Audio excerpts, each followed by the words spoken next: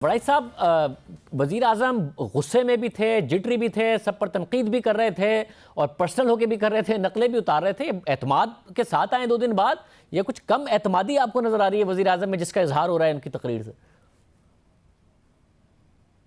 मेरा ख्याल है कि उन्हें ये एहसास हो गया है कि सियासी दबाव उन पर बहुत बढ़ गया है और हम सब लोग जितने जो चीज़ों को देखने वाले हैं और कम अकल हैं, हमें भी ये नज़र आ रहा था कि ये दबाव सस्टेन नहीं होगा।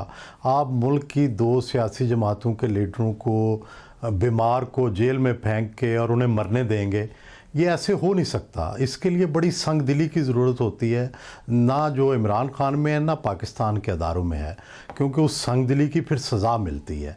तो ये हमें पता था कि जब भी ऐसी सिचुएशन होगी कि किसी की मौत का ख़तरा होगा या शदीद बीमारी होगी, तो ये दबाव जो था ये ज़ंजीरें तोड़ देगा।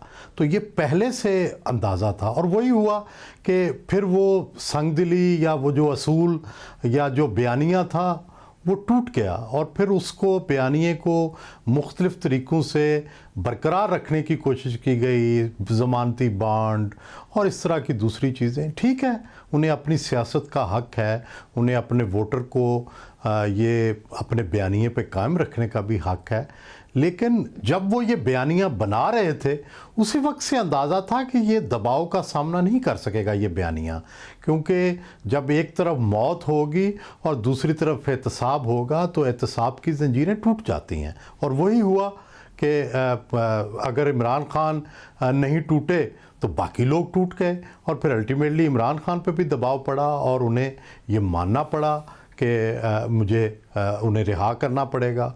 तो बुनियादी बात यह है कि हम जब भी कोई मेरे जैसा अकीर शख्स हो या वज़ीर आज़म जैसा बड़ा शख्स, हमें जब भी कोई अपना गोल सेट करें या बयानियाँ सेट करें तो उसमें इतनी गुंजाइश तो रखनी चाहिए कि कल को कोई कंप्रोमाइज़ आ जाए, कल को कोई मुश्किल सूरत हाल आ जाए तो उसका भी रास्ता रखना चाहिए। जब हम अपने चारों तरफ दीवारें खड़ी कर दें और फिर उसमें दरवाज़ा बनाना पड़ जाए तो फिर मुश्किल तो आती है।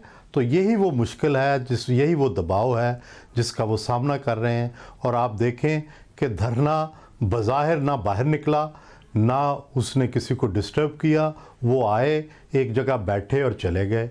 लेकिन आप देखें कि पॉलिटिकल और मीडिया के रास्ते वो खोल गए और दूसरी तरफ हुकूमत को पोला कर गए। जो पहले हुकूमत बड़ी मजबूत नज़र आती थी, शतरंज के मोरे एक जगह जमे नज़र आते थे, वो हिल गए और साफ लगने लगा कि इत्तेहादी जो हैं वो अपनी पहले वाली पोजीशन कायम नहीं रखना चाहते, उससे बेहतर डील चाहते हैं और उन्होंने खुलकर उसका इजहार भी किया। तो अब शतरंज के मोरे जो हैं वो बिखर चुके हैं। इमरान खान को उनको दोबारा से लगाने के लिए या तो कोई कुर्बानी देनी पड़ेगी, पंजाब की कुर्बानी, पंजाब के अंदर एक दूसरा पावर हाउस कायम करने की इजाज़त, या फिर अपने जो सिस्टम ऑफ गवर्नेंस है उसमें डिलीवरी लाने की ज़रूरत। तो इन 2 में से अब एक कुर्बानी या एक चेंज उन्हें ज़रूर लानी पड़ेगी।